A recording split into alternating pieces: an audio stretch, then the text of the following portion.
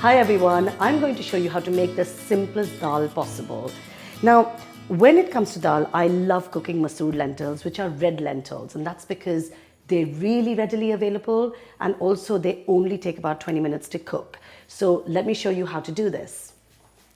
The first thing I'm going to do is wash my red lentils really well. And what this does is takes off all the sort of foamy scum and dust that's in it and gives it a really clear flavor afterwards. I'm going to take about 1 cup of red lentils and I'm going to give it a really good wash under a cold running tap. You will see that the water gets clearer and clearer as you go on, and that is almost ready now. These washed vibrant red lentils now go into my pan. Okay, you add just about enough cold water to submerge your red lentils fully, and then all I'm going to do is bring that to the boil. That dal is going to bubble up in a few minutes, and when it does, there's going to be all this foamy scum that rises to the surface. Don't walk away just yet, because you'll need to take that foam and get rid of it by just gently skimming it off the surface. What I'm also going to do now is add a little teaspoon of oil to just help the lentils cook. Now we just have to wait for this to boil. What I'm going to do in the meantime is get a jug full of boiling water going, because we will need to add water to the dal and we don't want to add cold water to stop the cooking. So I'll keep some warm water ready. It's all bubbling up beautifully. Now what you need to do is just skim that foam off and get rid of it. I'm going to let this dal boil for a good 20 minutes. Now it's boiling on a sort of medium-high flame, so it's quite a strong bubble. The way to add water to this is to wait until you feel the dal slightly hissing and spitting, and then you can add a cup of warm water from your kettle.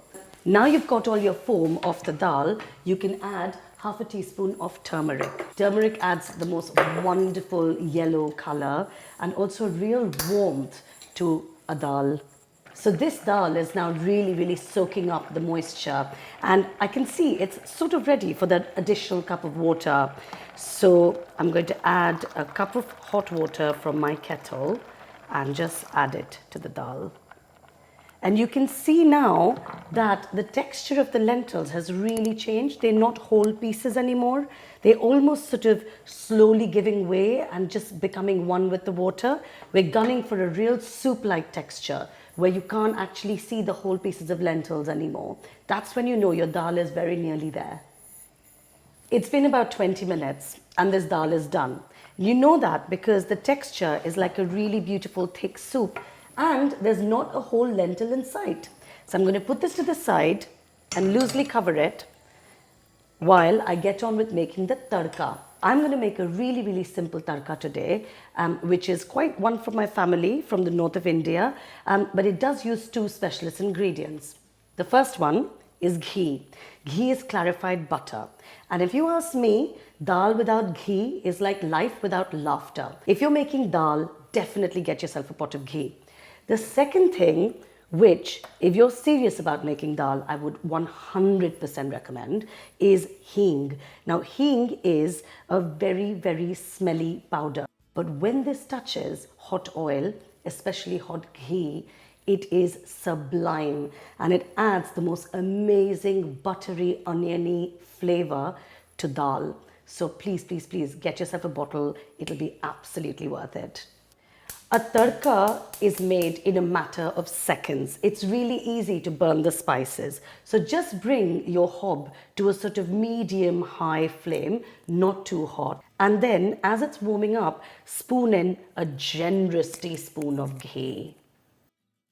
As that ghee melts in your tadka pan or just a small frying pan, whatever you can get your hands on, you need to drop in a pinch of this utterly smelly but divine hing. Just a little pinch is all you need. And you can hear it gently sizzling up. Right then, you're going to add about a teaspoon of cumin, 2 red chilies, and then half a teaspoon of chili powder. And that should just gently sizzle up. and fill your house with the most incredible aroma. Now you don't want to cook it for too long because it will just burn. Bring your dal back on the warm hob, give your dal a stir, and then simply pour this in. My nan always said, waste not, want not. And she'd do this little thing of taking a spoon of dal at the end, putting it in the tadka pan, giving it a little swirl to make sure she never wasted any tadka. So that's exactly what I'm going to do. Going to put that back in, give the dal a lovely stir, and then as quick as you possibly can, stick the lid back on to seal all those amazing aromas. So now those spices, that tadka, is well and truly in the dal. All I have to do is serve it up. Dal is amazing with just bread or roti dipped in it. And you can just get some ready-made rotis if you don't fancy the faff of doing them yourself. It's also absolutely divine, just scooped over rice with a little bit of your favorite pickle. So enjoy.